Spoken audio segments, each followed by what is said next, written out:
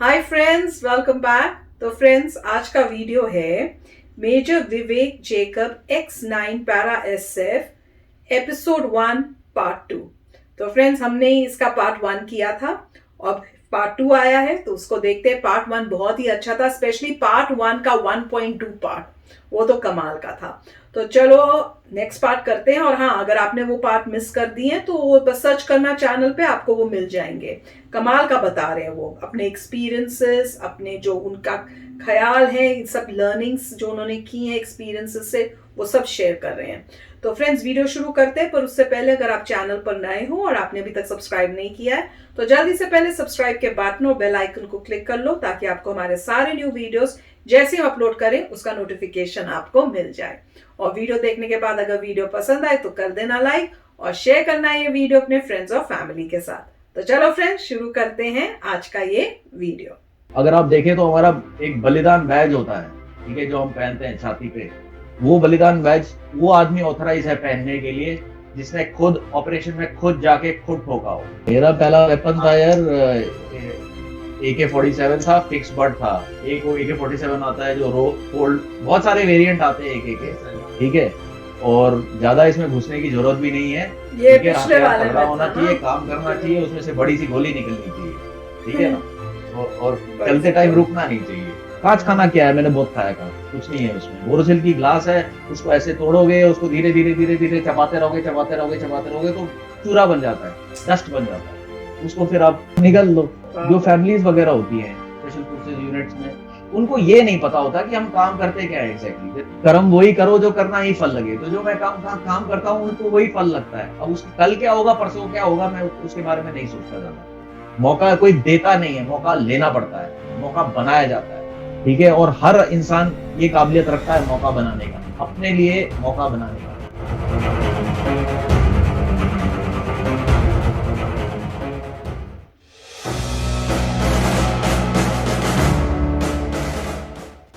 Lode match lovers, स्वागत है आप सभी का स्क्वाड कास्ट के फर्स्ट एपिसोड के पार्ट 2 में। पार्ट 1 में हमने special forces veteran major Vivek Jacob sir से कई सारे इंपॉर्टेंट टॉपिक्स पर बात करी थी, जैसे कि बलिदान बैच की क्या अहमियत है, ये किससे मिलता है, 9 पैरा SF को घोस्ट ऑपरेटिव्स क्यों कहते हैं, और ऐसी अन्य इंपॉर्टेंट टॉपिक्स पर। अगर आपने अभी तक वो पहला एपिसोड नहीं देखा है तो वीडियो के डिस्क्रिप्शन में या आई बटन में आपको लिंक मिल जाएगा, आप जाकर वो एपिसोड देख सकते हैं। और ये हमारे इस एपिसोड 1 का पार्ट 2 है। So without wasting time, let's begin.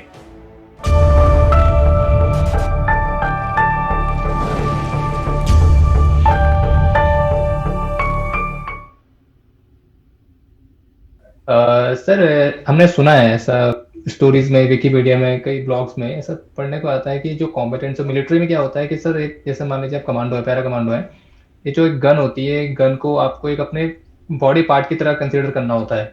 तो उसके लिए अपनी गन्स को हमेशा कैरी करते हैं, सोते समय भी उसको तरीके से कैरी किया जाता है। तो इसके रिगार्डिंग क्या थोड़ा बताइए सर इसमें। इसका मैंने एक पुराने इंटरव्यू में भी बताया था, मैं दोबारा बताता हूँ। एक्चुअली काफी अच्छी चीज है ये। जब 9 पैरा में मेरी पलटन में जब नए नए आते हैं तो सबसे पहला काम होता है आपको सीधे गेट से ही रगड़ा खाते सीधे आपको कोथ में ले जाते हैं। जो मतलब मेरे टाइम में जब मैं था तो मेरे साथ तो ऐसा ही हुआ था। ये चीजें फेर बदल चलते रहती है, हालात, मौके के हिसाब से ये ड्रिल कभी कभी चेंज होते हैं, पर मेन ड्रिल तो यही है। बंदा आते ही हथियार का ही काम है, उसको पहले ही हथियार पकड़ा देते हैं। मेरे को आते ही सीधा कोच में ले गए थे, और जो मेरा बैच था वो सारा पूरा का पूरा बैच को, वो हमारा जो आर्मरी होता है जिसमें हथियार रखे जाते हैं, वो खोल दिया, दरवाजे खोल दिया, बोला जिसको जो हथियार चाहिए उठाओ। तो एक सिलेक्शन वालों के लिए, जो ट्रेनिंग करने आ रखे होते हैं, सिलेक्शन के लिए आ रखे होते हैं, उनके लिए सेपरेट हथियार रखे गए होते हैं। वो लोग अपने अपने टाइप के हथियार लोग उठा सकते हैं, ठीक है। तो वो लाइव वेपन होता है, वो ऑपरेशन में इस्तेमाल करने वाला हथियार होता है। तो सर, आपका पहला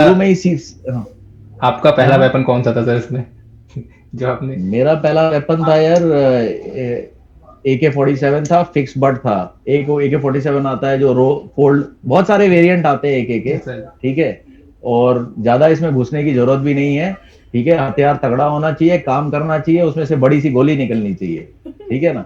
और चलते टाइम रुकना नहीं चाहिए, ठीक है ना।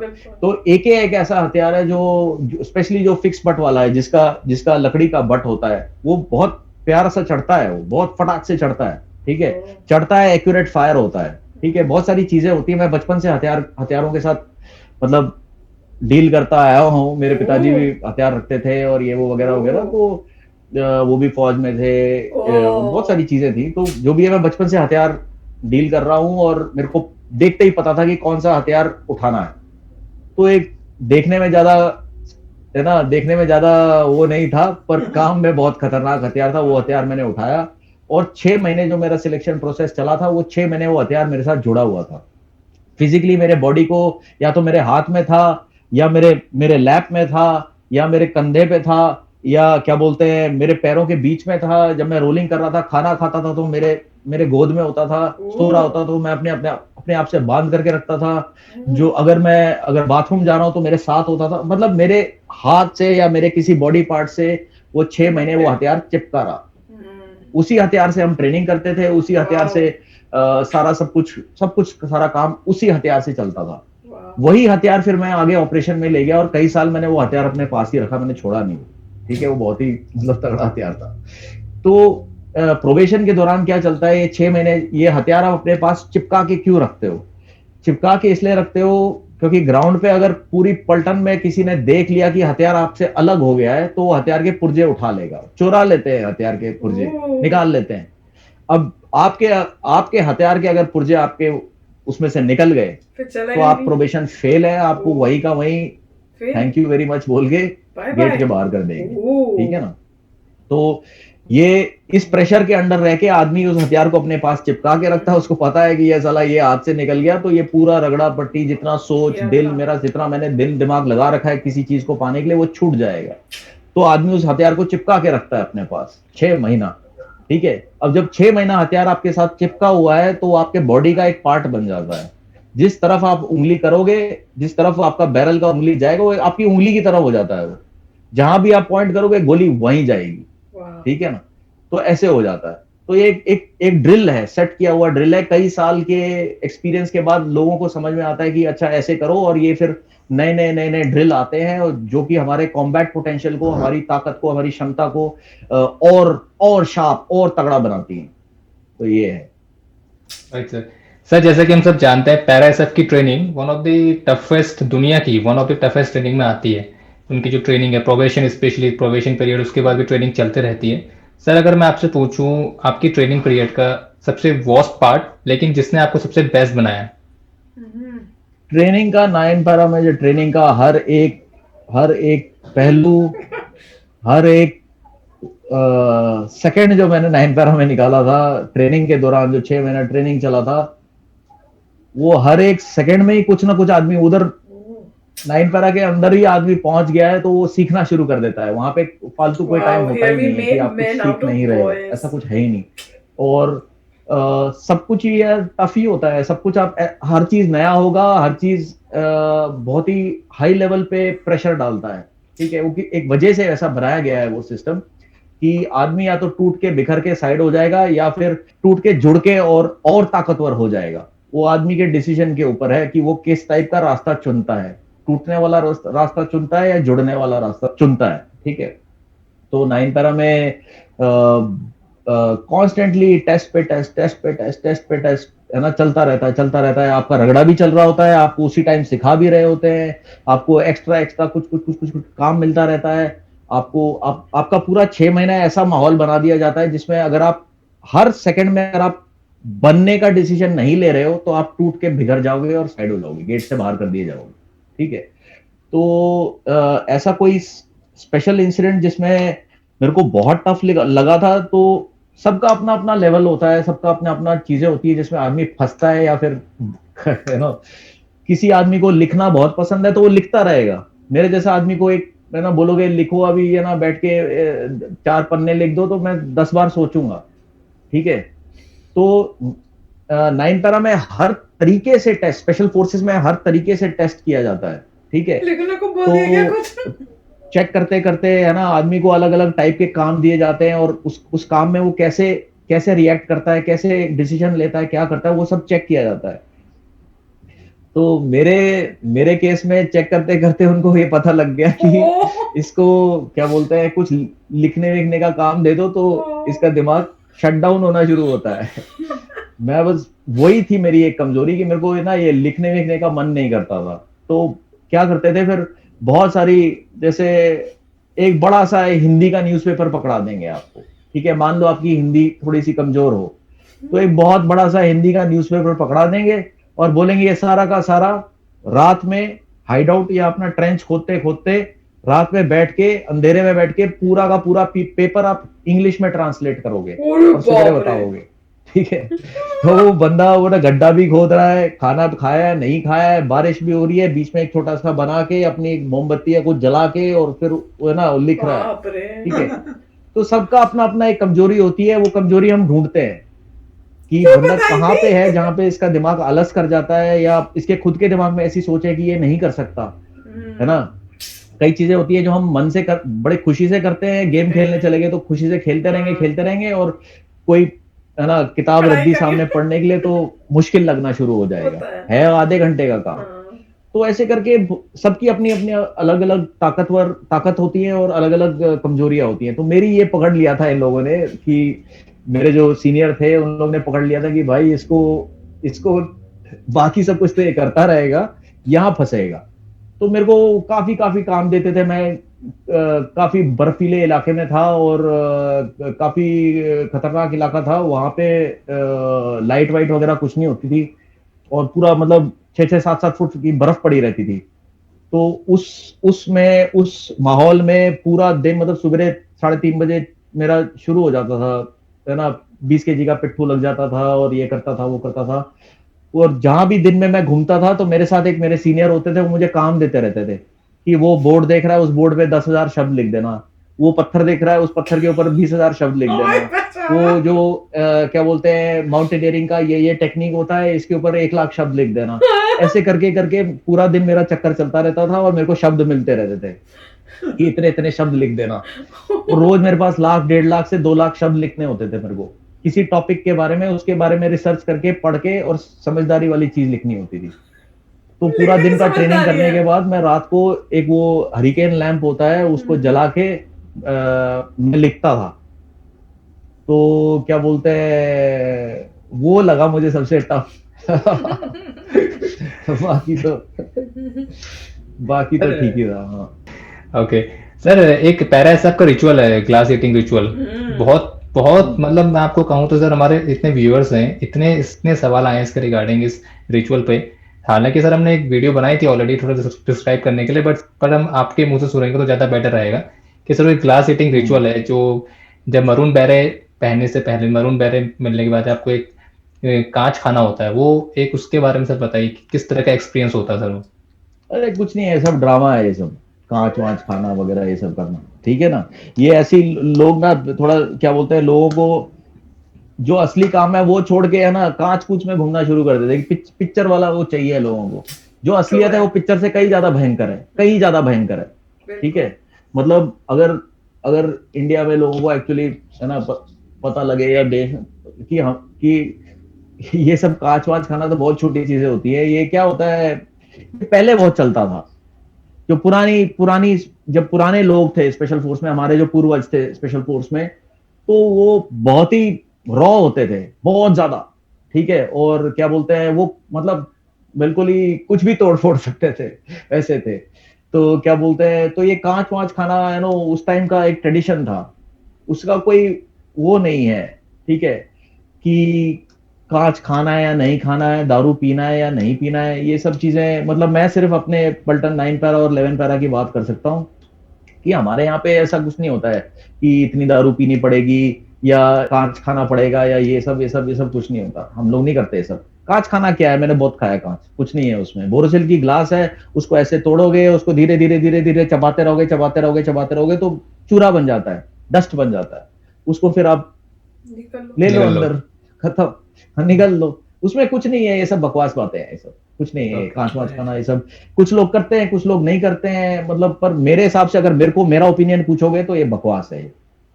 ये कांच खाने से या ना खाने से आदमी स्पेशल फोर्सेस ऑपरेटर बनता या नहीं बनता, ऐसा कुछ भी नहीं है। कांच क्या है, एक हाथ मारो टूट जाएगा, क्या है कांच में, क्या है ना। सर रियल एनवायरनमेंट में परखा जाता है, आई थिंक एक रियल स्पेशल फोर्सेस कमांडो एक रियल एनवायरनमेंट पहले होता था ये। पहले होता था ये सब कांच वांच खाना एंड ऑल दैट।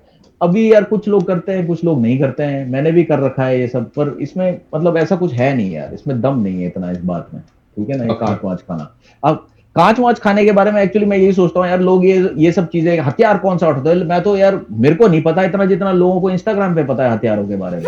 कौन सा M4 कार्बाइन पता नहीं क्या, कौन सा ग्रेनेड पता नहीं क्या, अरे ग्रेनेड है, पिन निकालो फेलो, फकिंग फटेगा वो, ठीक है ना।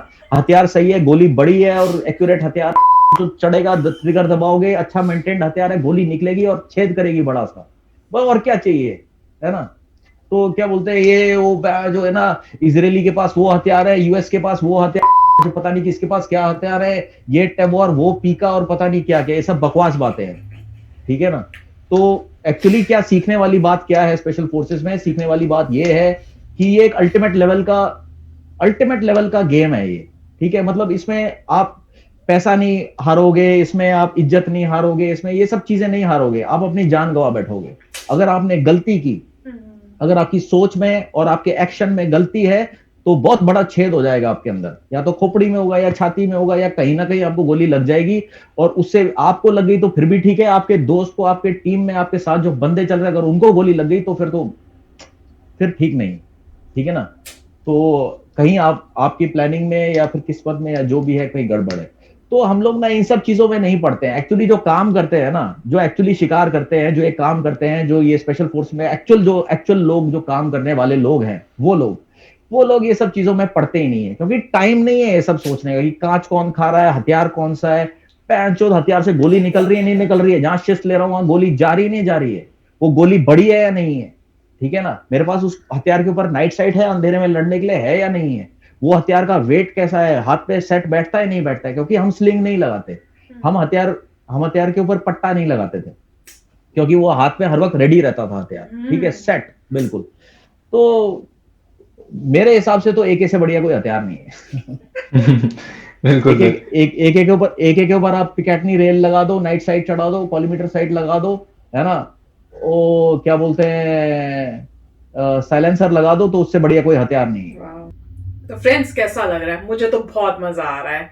जब हमने पिछला पार्ट किया था तो भी बहुत मजा आ रहा था। कितना कमाल का बोलते हैं, पूरा फ्रैंक और धड़ाके से, और बिल्कुल उन्होंने मतलब बिल्कुल हेजिटेट नहीं किया। उन्होंने कहा ग्लास ईटिंग ये वो क्या चीज है, ये तो ऐसे ही है। मेन तो है जब आपने जाके अपने मिशंस को अकम्प्लिश करना है, वो ज्यादा इंपॉर्टेंट है। और जिस तरह से वो कह रहे थे कि भैया आपको फोकस रखना पड़ता है, गन आपकी क्या है, वो बड़ा मजेदार था कि बोला कि इंस्टाग्राम में लोग इतने सारे उनके पास डिटेल्स होती हैं, ये फलानी गन ये वो और इस टाइप के, जितना मुझे नहीं पता है, पर हमारे लिए वो सब इंपॉर्टेंट नहीं है। मेन है कि भैया गोली जो होनी चाहिए मोटी होनी चाहिए, चलनी चाहिए, और जो है जो अकम्प्लिश करना है वो होना चाहिए। तो वो बता रहे हैं कि एग्जैक्ट सोच कैसी होती है और क्या अकम्प्लिश करना है, इंपॉर्टेंट क्या है। क्योंकि आप मूवीज देखो ये देखो तो वो मूवियों का आपको लगा होता है कि हमें उस टाइप की चीजें फैसिनेट करती हैं। जैसे उन्होंने बताया ग्लास ईटिंग जी आपको फैसिनेट कर रहा है, जो सबसे लीस्ट इंपॉर्टेंट चीज होनी चाहिए।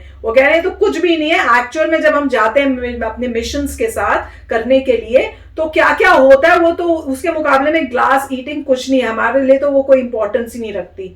तो काफी आई ओपनिंग चीजें बता रहे हैं, बहुत फ्रैंकली बता रहे हैं। अगर हम समझें तो बहुत कमाल की बातें बता रहे हैं कि ऐसे मूवियों की चीजें टाइप की देख के फैसिनेट मत हो, असली हीरोज ये हैं, और रियलाइज करो कि वो जो असली हीरोज हो इस टाइप की चीजें जो है वो उनके लिए कुछ इंपॉर्टेंट नहीं है। जो एक्चुअल है वो तो आप सोच भी नहीं सकते, आपके सोच के भी बाहर है। तो बड़ा मजा आ रहा है, बहुत अच्छा वीडियो था। और ये अच्छा ये है क्योंकि इसमें प्रैक्टिकल बातें पता चल रही हैं आपको।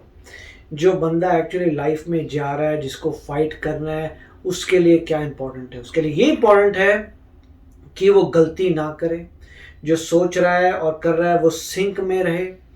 सिंक मतलब SYNC, सिंक्रोनाइज्ड रहे। और किचन सिंक की बात हो रही, सिंक्रोनाइज रहे। और अगर आपने गलती की आप तो जाएंगे, आपके पूरी पलटन भी चली जाएगी। तो उनको ये था कि तुमने अपना जो करना करो, पलटन का अगर तुमने कर दिया तो बहुत ही गलत बात है, क्योंकि वो सारे तुम्हारे भाई तुम्हारे साथ हैं। तो पहला, और उनको वो चाहिए वेपन जो प्रैक्टिकल हो, जैसे कह रहे हैं कि आप कंधे पे नहीं लगाते, हाथ पे सेट होना चाहिए, स्टडी होना चाहिए, चलना चाहिए, बड़ी गोली होनी चाहिए, फायर करनी चाहिए, जिस काम के लिए था वो काम करना चाहिए। ग्रेनेड है, फेंको, फटता है टाइम पे, क्योंकि यहाँ पे लाइफ एंड डेथ का सवाल है। ये यहाँ पे कोई डेकोरेशन का नहीं हो रहा, या बेल्स एंड विसल्स जिसे कहते हैं, बेल्स एंड विसल्स नहीं चाहिए आपको। वो चीज़ चाहिए जो कभी फेल ना हो, जो प्रैक्टिकल हो, और नॉर्मली लाइफ में जो सिंपल चीज़ें होती हैं वो आपका साथ रखती हैं एंड तक। तो प्रैक्टिकल, और अगर उन्होंने ये बात सही कही कि कांच खा रहे हो, अब रियल कॉम्बैट में कोई कांच तो खाता नहीं है, राइट? ऐसे ही बना दिया, कांच खा रहे हैं, बड़े स्ट्रांग है। क्या ऐसा भी कोई नहीं होगा कि अगर आप कैप्टिव भी होगे तो ऐसा कहीं नहीं है कि कैप्टिव लोगों को कांच दे रहे हैं, मारने को तो सीधा मारेंगे, इतना टाइम लगाएंगे आपको कि कांच मारेंगे, वो तो सीधा एक झटके में आपको मार सकते हैं अगर मारना हो तो। जिनेवा कन्वेंशन में तो मार नहीं सकते प्रिजनर्स को, मगर जिसने मारना हो उसको कांच की क्या जरूरत है, और कांच दिखा के क्या स्ट्रांग होता है बंदा।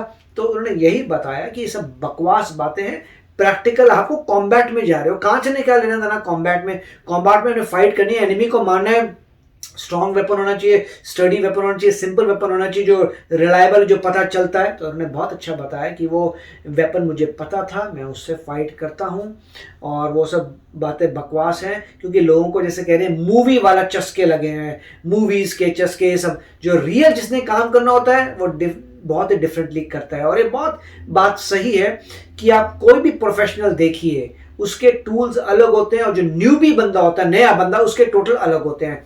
अगर जैसे हम लोग घर में कुछ ठीक करते हैं तो 36 हमारे पास इंस्ट्रूमेंट्स है, ये वो, और अगर आप फिर कारपेंटर को बनाएं, वो 3-4 सामान लेके आता है, बस 3-4 निकालता है, खट खट सारा काम करके चले जाता है, और आप लगे हुए नाप रहे हैं टेढ़ा मेढ़ा, ये डिजिट वो डिजिट, ये वो। तो वो न्यूबी होते हैं जो इतनी सारी करते हैं। जो प्रोफेशनल है उसको पता चल चुका है मुझे बेसिकली ये चाहिए, सारा काम हो जाएगा। प्लम्बर का वो भी सारा काम कर देता है, इलेक्ट्रीशियन का, कुछ भी जिंदगी में काम करिए, कोई भी प्रोफेशनल जो आता है बहुत बड़ी टूल किट नहीं लेके आता, वर्सेस को न्यू भी होगा वो 36 चीजें लेके आएगा, उसको पता नहीं करना क्या है। तो बहुत अच्छा वीडियो था गाइस। यस फ्रेंड्स, तो चलो चलते हैं, मिलेंगे नेक्स्ट वीडियो में बहुत ही जल्द। Till then take care and bye bye.